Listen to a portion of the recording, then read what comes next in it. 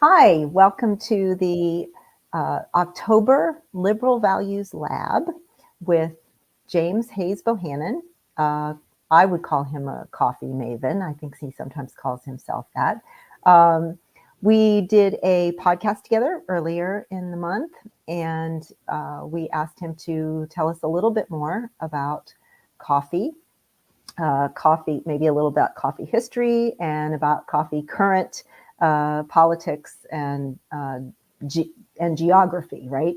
And so I will let you introduce yourself just a little bit more, James, and tell us a little bit about your history. Thank you very much. I'm James Hayes-Bohanan, as Elizabeth said, and I'm a professor at Bridgewater State University in the Department of Geography. And I was hired here to teach Latin American geography of Latin America and environmental geography way back in '97. And those two spheres kind of overlapped into coffee pretty early on in my time here. I first had a coffee buyer visit my class in 1999. And then by 2006, I started to take students to coffee lands. And anything I know about coffee has come through reading and research to some degree, but really from knowing coffee farmers, spending time on coffee farms, having some of my students go off into the industry and tell me things they learned, and also just from the people in the industry I've met. There are a lot of really interesting people in our region, is rich with them here in New England, and I've gotten to learn about a lot of what they do and why they do it directly. So I don't really think anybody is a coffee expert. I'm certainly not, but Maven is sort of an informed enthusiast, and I do love using coffee as a way to get people to think about geography a little bit differently, and vice versa. If you're on X or Twitter or YouTube, you can comment, ask questions as you normally would, and we look forward to having time to answer those a little bit later in the lab. So, are you ready to get started? Yes. So, what I'm going to try to do is to look at coffee farms in the origins of coffee, and the kind of relationship between small cafes, small farms, and why the alternatives to the big business models are good for us and good for the planet. Dr.Coffee is my sort of portal to everything. It will have a link to these slides. So within the slides, if anything looks like a link, it is a link that you'll be able to follow up in right after we're done here. In addition to the recording being available through ILV, Dr.Coffee has really links to any presentation I've given in the last 5 or 6 years, including this one. So I'll start with one question. This comes from my friend Dean Sycon at Dean's Beans Coffee. He puts out a lot of kind of funny bumper stickers and things like that. And he had this sticker, "What would Jesus brew?" And the first answer, what he was getting at, is Jesus wouldn't brew conventional coffee that you would normally buy from the big name brands, because it's bad for the land and bad for the people. But for me, I'm a geographer, not an historian, and so dates are always a little fuzzy for me. And so when I first started getting into this, I would sometimes be a little stuck on, like, when did all this happen? And I have a better idea now, but I know Jesus would not be brewing coffee because there was nobody in the world brewing coffee at that time. And for a long time, we thought it started about 500 years later, a few hundred miles to his south. We've learned that it was a bit earlier. Some people have done some really interesting work to find out that it originated as early as 200 in the current era, but pretty sure it's not any earlier than that.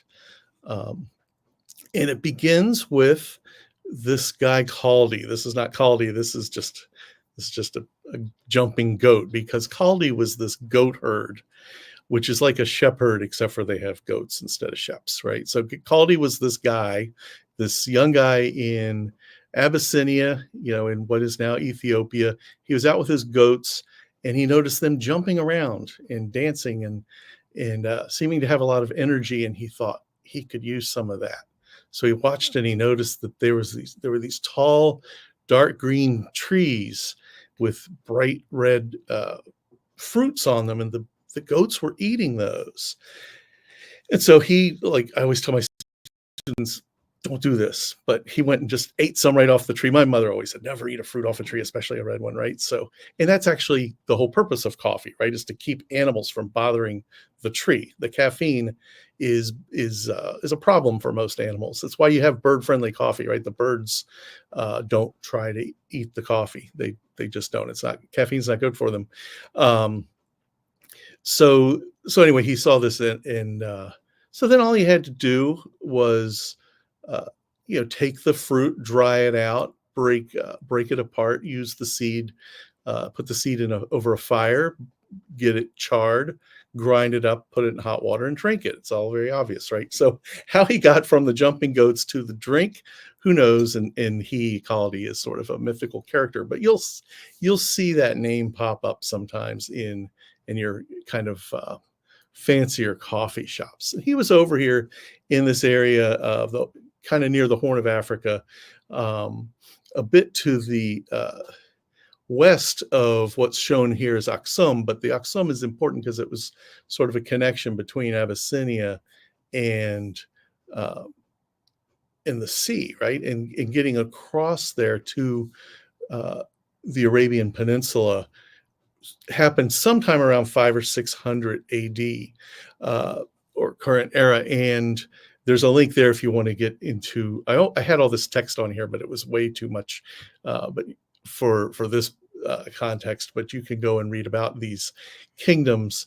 But there was this connection across the strait there, and so much so that we call coffee Arabica, even though it really should be called Ethiopica or Abyssinica or something like that. But by the time Linnaeus found out about coffee, over 1,000 years later, all of the indicators pointed to it being a native plant of Arabia. So that's why it's called Arabica.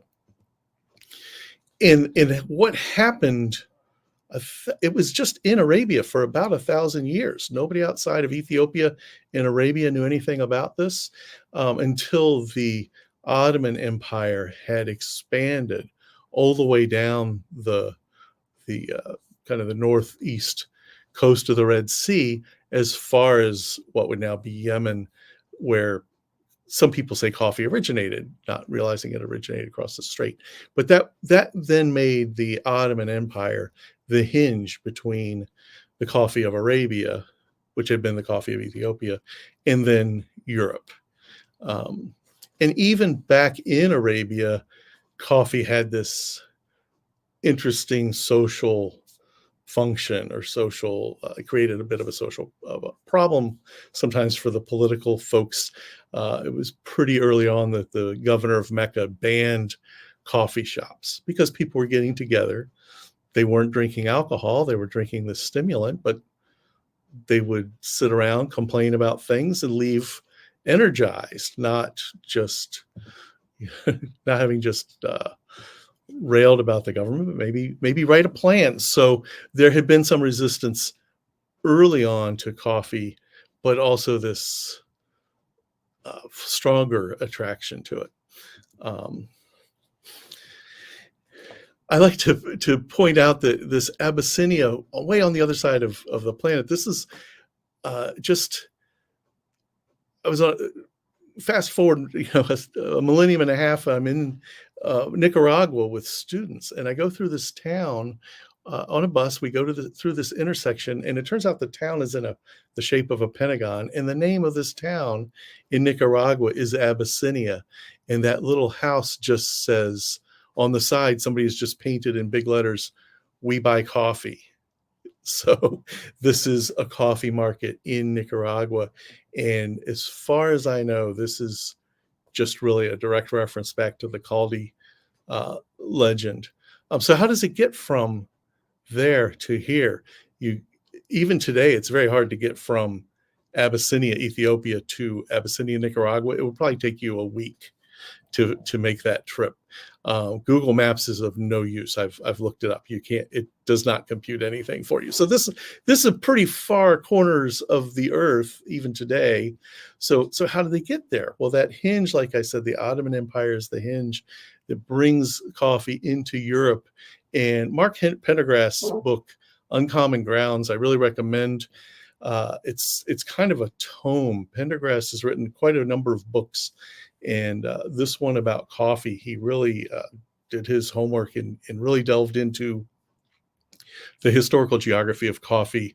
Not only this part of the story I'm telling you, but other stories about some of these big coffee companies of the 19th century. Some of which have New England connections. He's a New England author.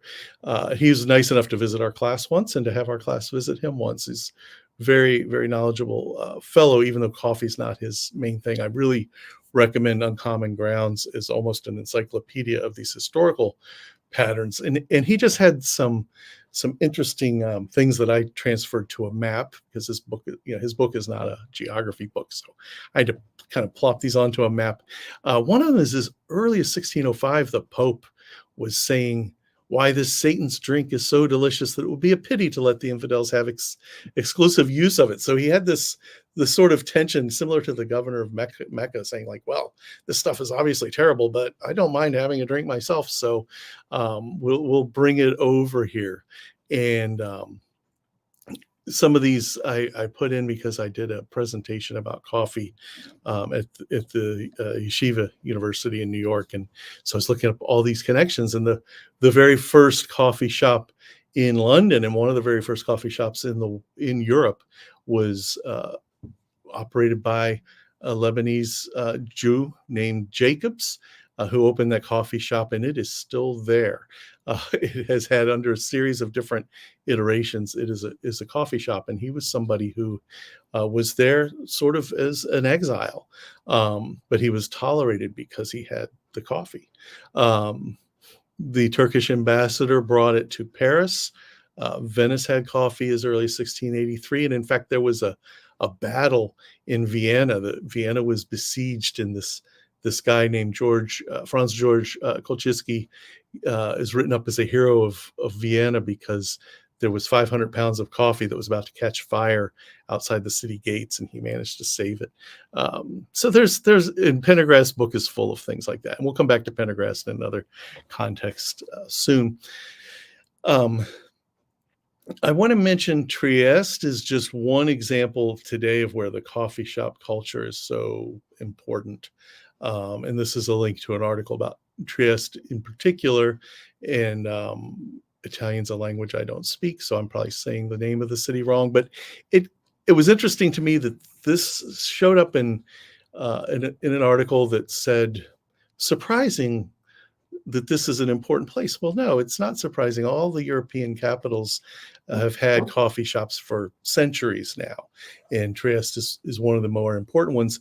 Italy is was the only country in Europe to actually have its own coffee growing for some period of time. They were trying that on Sicily.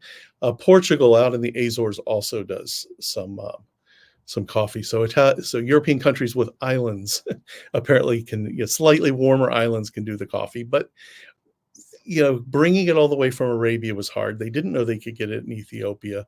But at the time this is coming into Europe, Europeans are going out and colonizing much of the rest of the world. And these coffee shops are growing. They're building demand for the coffee at the same time that the empires are growing in Africa, Asia, and Latin America, what we would later call Latin America. And so there's this connection, this colonial connection, and this all happens with colonial relationships between labor and capital, either outright bondage or other kinds of very unequal connections between labor and the colonizers that persisted even after independence. Those patterns of extraction kind of continued. Geocafes, that link there at the bottom, geocafes.blogspot.com, is a blog I created for mainly my students to post coffee shop reviews. and maps, and to look at the comparison between small shops and big chains. They always have to map the nearest, when they go visit a local coffee shop, they have to show the rest of the class on a map how far was the nearest big chain store, and then talk about like, how is this succeeding? And we can maybe come back to that later, but there are a number of things that it takes for a local coffee shop to thrive. The other two things I'll say about Trieste is, one, certain big coffee enterprise, Starbucks, some of the origin stories of Starbucks are that, Howard Schultz was in Italy and he saw just how fantastic these cafes were, and he decided he wanted to replicate that in the United States and elsewhere. I don't know how true that is, or how we can debate whether that's successful or not. I think if this is what inspires you, and then you put a drive-through behind it, maybe you've lost the plot. But that is the case. And there's also I don't have a link to it here, but I can add a link elsewhere. There's a movie called Black Gold about coffee from the mid-1990s that is really difficult to watch, but important, and it really connects Italy and Ethiopia, and specifically Trieste and some of the coffee companies that are there with the coffee farms in Ethiopia, and the poverty that they were going through at the time that movie was being made, and even up till today, and the kind of jarring disconnect between the prosperity of the coffee industry at retail and wholesale versus the production areas. Like I said, it's kind of jarring. Black Gold Coffee. There's also a Black Gold movie about oil that's equally important, but totally unrelated, made around the same time. Okay. So what those colonizers did is they went everywhere in the world that was good for making coffee, for growing coffee. And guess what? It wasn't Europe. It wasn't United States. It wasn't Russia, or, it was the tropics. This is something called the coffee belt. And this map is showing whole countries. It's not the case that coffee grows wall to wall in every one of these countries. It tends to grow at higher elevations within each of these countries. It grows at different seasons, which I think during the colonial period didn't really matter because they're putting them on ships, but slow ships. But now it kind of means that the coffee industry has this cycle of kind of following the sun, or counter to the sun, following the harvest. And so throughout the tropics, coffee is being produced in different parts of the tropics at different times, and that process of colonialism found all of the good spots to grow it. And the color coding here, yellow is the Arabica coffee. That's the majority of coffee, and the coffee that I mainly talk about. The dark green, is Robusta. That's a different kind of coffee. It's about 30% of the market. It is the lower cost, higher caffeine, like Maxwell House and Folgers and that kind of thing. So it's in any kind of flavoring in coffee probably comes from Robusta. That medium green is that the M is for mixed. These are countries, including Brazil and even Indonesia, that produce significant amounts of both the high-grown Arabica and the low-grown Robusta. The high-dollar Arabica, low-dollar Robusta, etc. Okay, back to Uncommon Grounds. One of the things I had to mention is that I think ties this more directly to the general content of these ILV sessions, is this idea about a false narrative or misinformation. What's kind of interesting here is when I went looking for, I don't know what kind of image I was hoping to find, and I didn't find an image, but I found something better. This headline from PolitiFact, saying that Starbucks claims that coffee is the second most traded commodity after oil. And they said, this is a big fat lie. If you click on that within these slides, or we can put it in the other materials, that PolitiFact article does address the fact that Mark Pendergrass started this.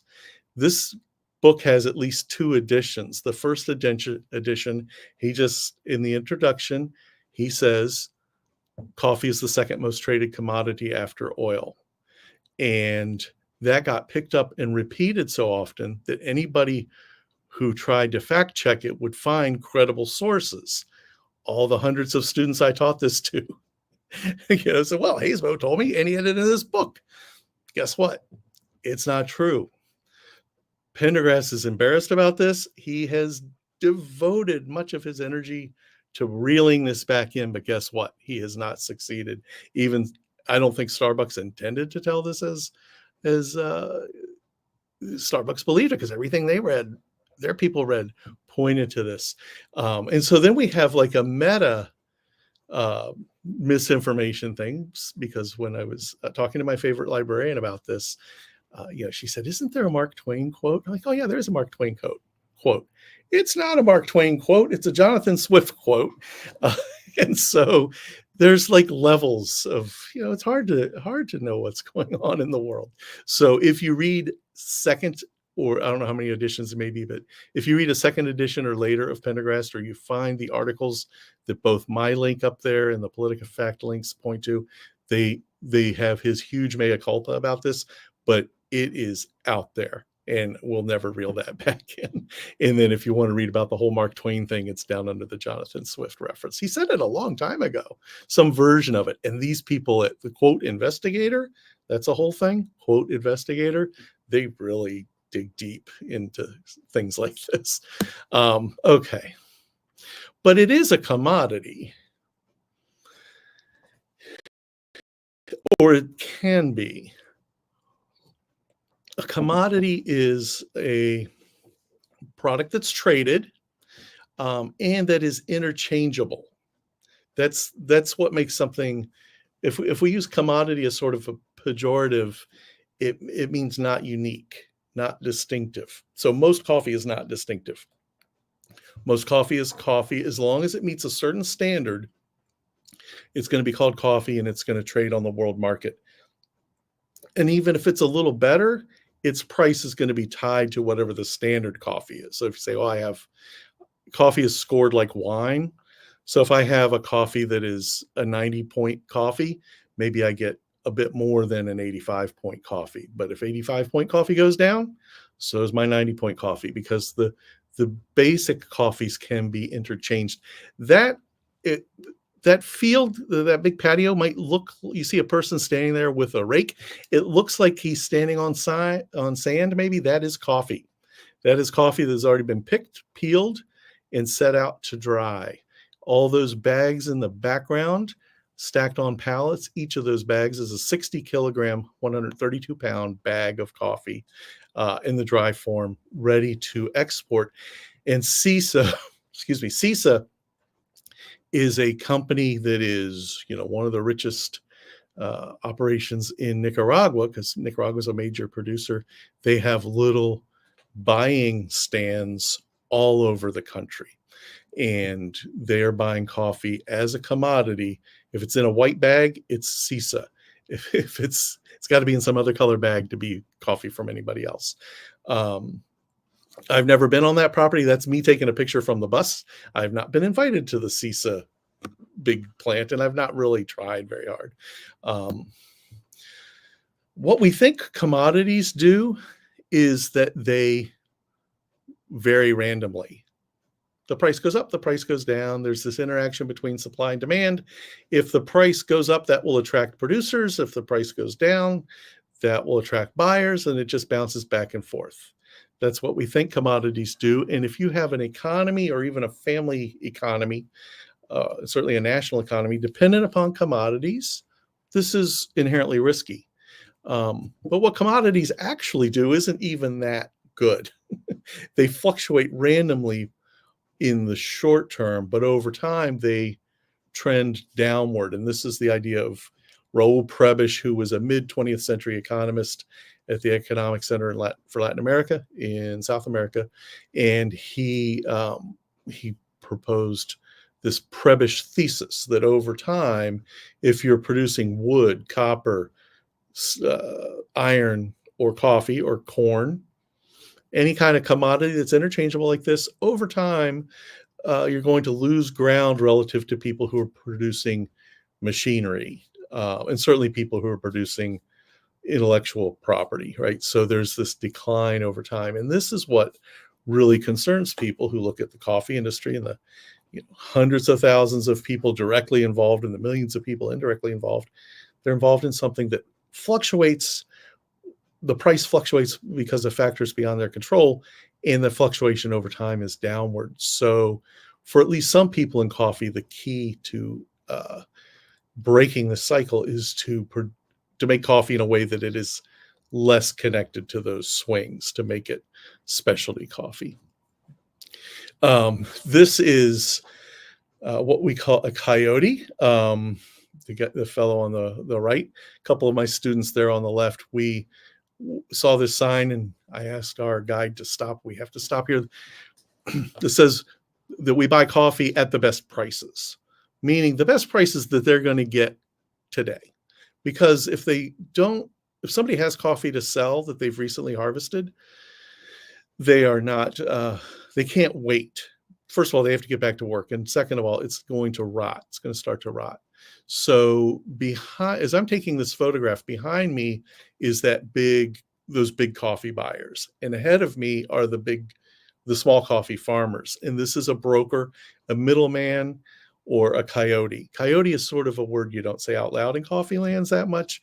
I taught my students to use the quiet coyote symbol from elementary school when we were talking about coyotes out loud, because they are very interesting people and very important people, because this is how most coffee moves from small farms to big exporters, is through middlemen like this. And I asked him how much he was paying, just casually. Oh, by the way, how much are you paying? He gave me the biggest number he could think of as a lie. And I knew it was like 1/3 of the fair trade price. I don't think he actually knew what the fair trade price was. I think because he's selling to another coyote and he's buying from other coyotes. So there's links in this chain that mean that even following these fluctuations, people are getting a small share of that price. So on a good day, they're getting a small share of a good price, but on a bad day, they're getting a small share of a bad price, and that's a problem. This is the alternative. Notice those bags aren't white.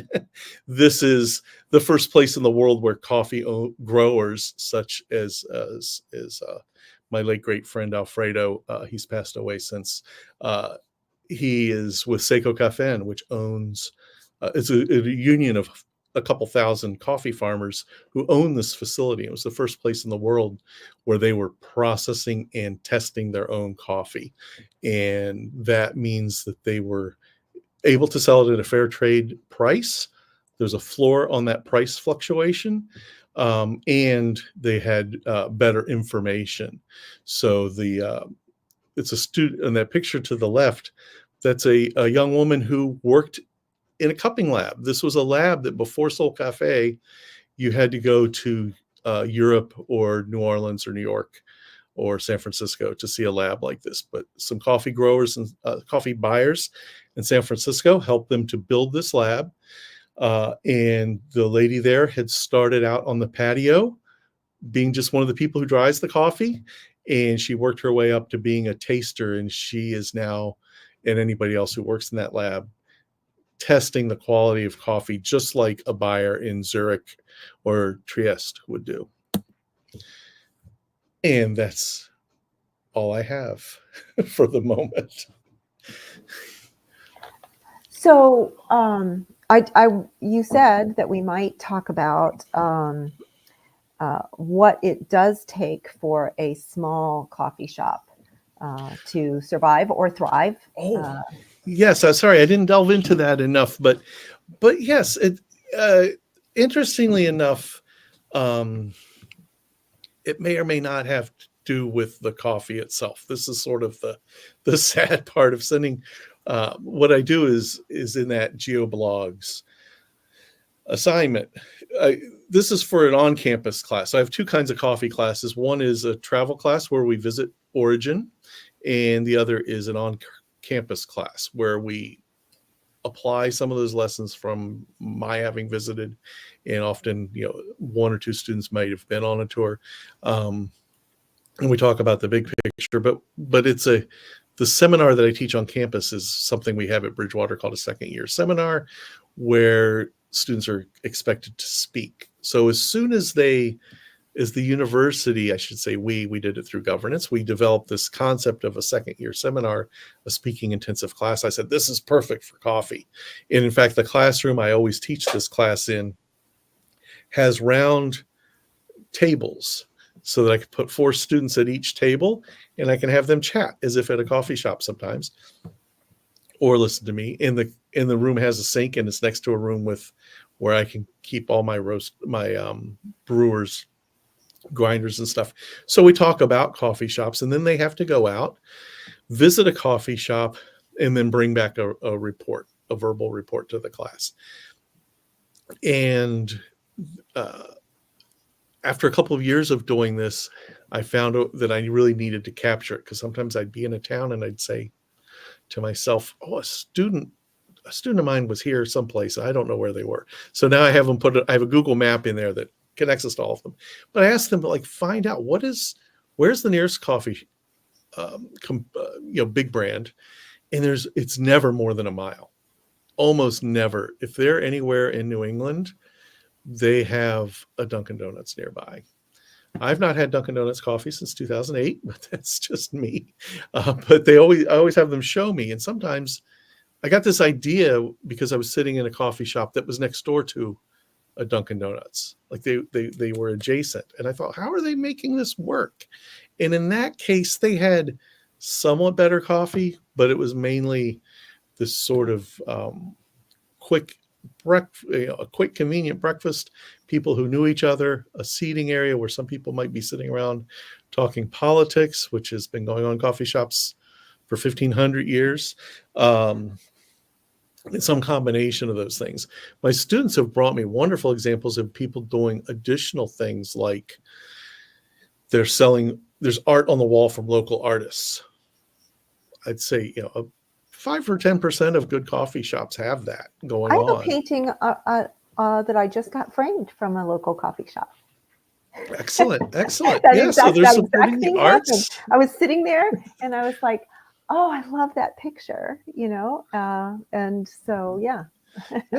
Yeah. Pam and I have a print in our house that came from, it was called a cafe. It was more of a full service restaurant, but they were doing the same kind of thing back in Tucson. So there is, that is one way it can succeed, but then we find some really amazing examples of people for whom it really is, coffee shop owners who maybe visited coffee lands, or maybe they even have coffee in their family and have migrated here from coffee lands.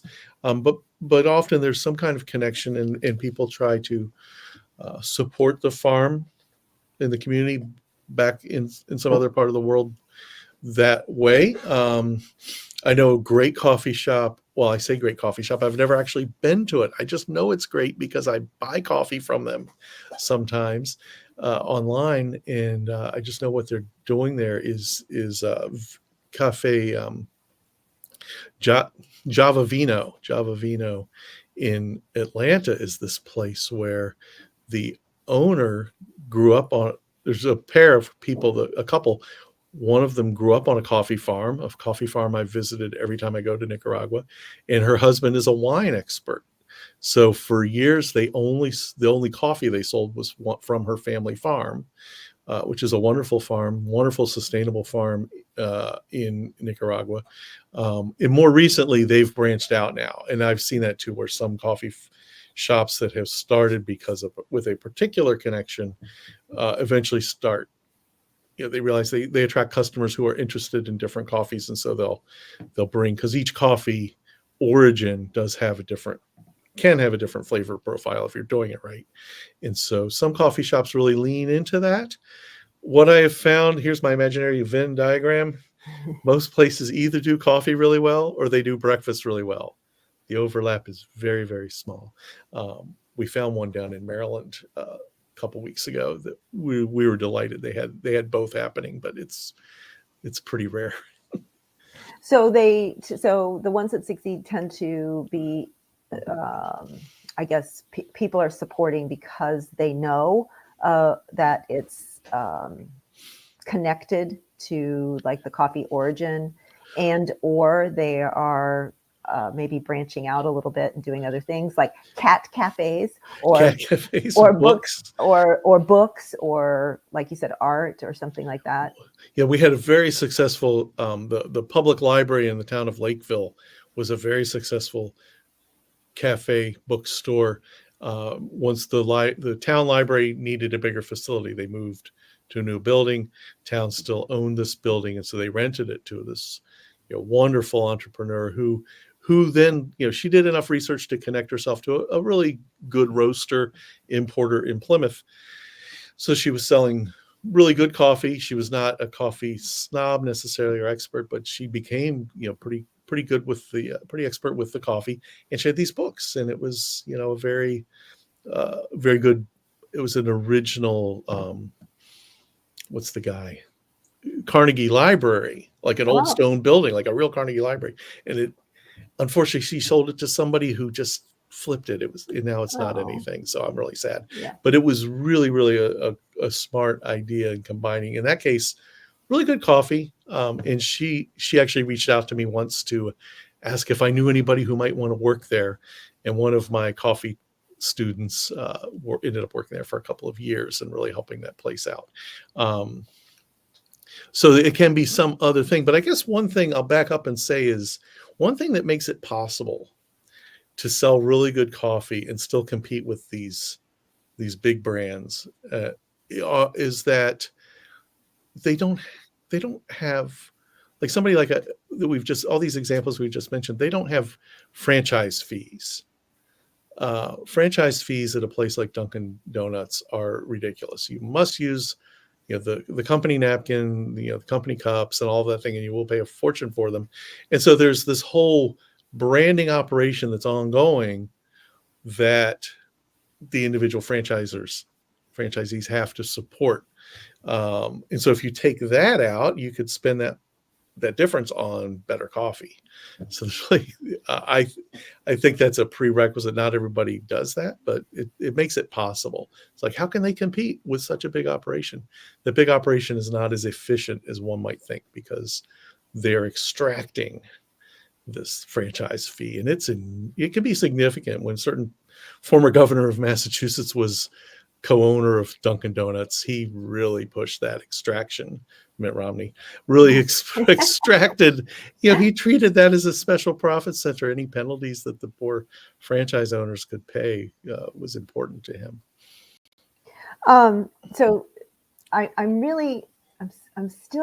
just fascinated with this whole pricing thing. I mean, that everything is sort of happening, I don't know, basically on the street. It's almost like a drug deal. I mean, am I wrong? That's what kind of what it seems like. It seems like whatever today people will pay, and I don't even know who the people are, and they don't seem to know who are, right? I mean, so there are these big black hole. Yes, it is. It's a black box where the commodity futures traders set the price. So these prices are set based on their forecast of supply and demand, which in turn have to do with weather and climate, among other things. Somewhere in a high rise in New York City, somebody's there's a whole trading floor, what's called the New York Sea market.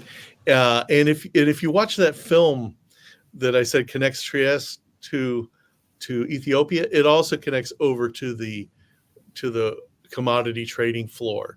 And it's like an old Wall Street movie where people are yelling and buy, sell, like crazy people. They're like crazy people. And none of them have ever seen a coffee farm. But it's just a numbers game to them. Yeah. And they make money protecting their customers from risk, their customers being the big buyers. And then how are the big buyers translating that to these people like you showed a picture of that are standing in the street? Yeah. So there again, within each country, there will be buyers, and they know that they're going to get whatever New York says is the price. And so then they offer that less some portion to the people below them. And this is so the fair trade model was the idea that we can if we help buy the growers to own some of the links in that supply chain, then they can at least skip over some of those markups.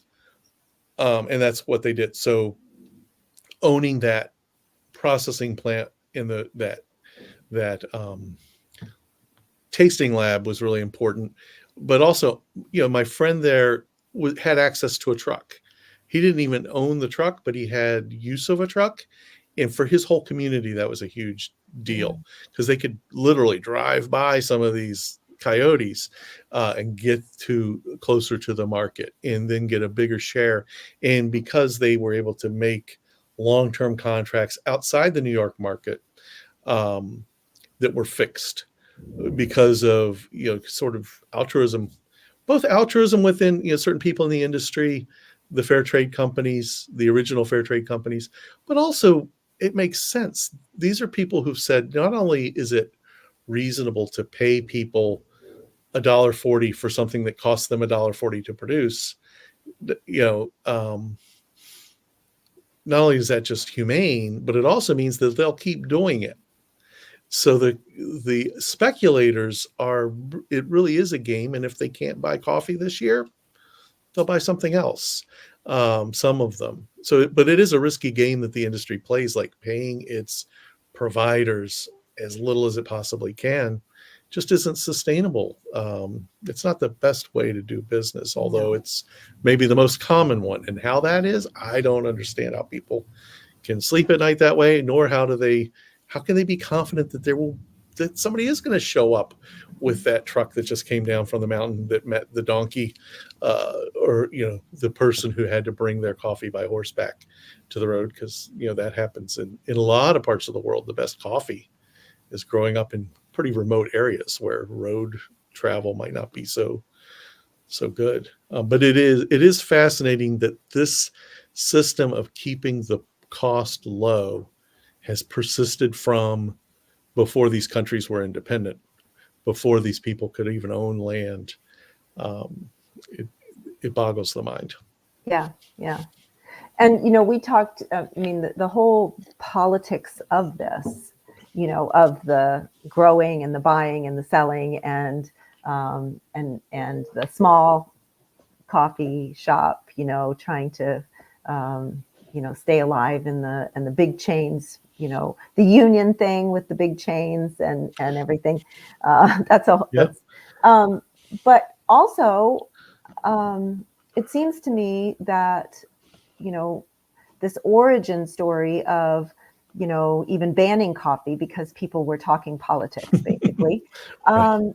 This is really, I think when you see like reporters on the scene, where are they going? They're going to a diner, they're going to a coffee shop. They're asking people questions that when they have like the election day, the reporters are on the election on site on the, in some, purple county or whatever. Where are they? They're in a coffee shop. And exactly.